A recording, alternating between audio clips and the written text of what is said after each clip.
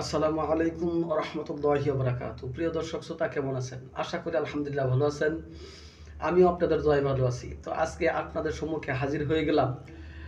আমার কয়েকজন খুব কাছের মানুষ, মহাব্বতের মানুষ। আমি আপনারা জানেন যে প্রবাস সংক্রান্ত ভিডিও দিয়ে থাকি। তো কয়েকজন মহাব্বতের মানুষ কমেন্টও করেছেন, প্লাস পাশাপাশি আমাকে সরাসরি ফোন দিয়েছেন।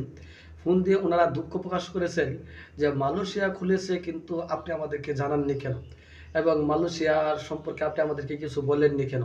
এই সম্পর্কে ওনারা সবাই একটু খুবই আমার প্রতি একটু রাগ। সেই জন্য আজকের ভিডিওতে আসা।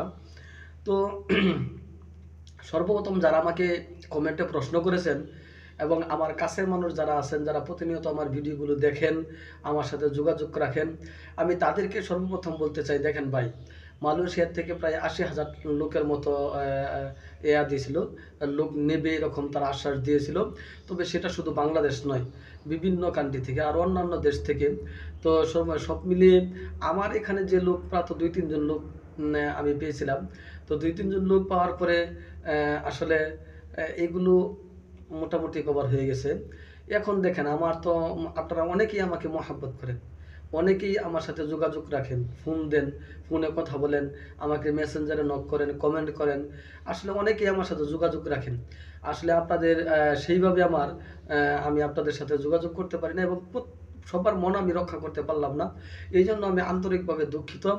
এবং এখন আমার কাছের মানুষ যারা আছেন, আমি তাদেরকে বলতে চাই, এখন আপনারা কেউ কোথাও বই জমা দিবেন না। কারণ 31শে জানুয়ারি, অর্থাৎ ডিসেম্বরের পরেই মেডিকেলের সময় শেষ হয়ে গেছে। মেডিকেল সময়টা এই ডিসেম্বরের পরে শেষ হয়ে যাবে। এই সংক্ষিপ্ত সময়ে কোনো এজেন্সি বা ট্রাভেলে আপনাদের বই নিয়ে আপনাদেরকে মেডিকেল করিয়ে এরপরে মালয়েশিয়ায় দিবে, এই সময় থাকবে না। সুতরাং আমি যদিও এখনও আমার পক্ষে 2-1 জন সম্ভব, কিন্তু এরপর আমি পারতেছি না। তার কারণ হচ্ছে আমি হয়তো সময়ের সাথে কুলাইতে পারবো না, সময়ের সাথে আমার আসলে মেনটেন করা আপনাদেরকে সম্ভব না। এই জন্য আমি আন্তরিকভাবে দুঃখিত।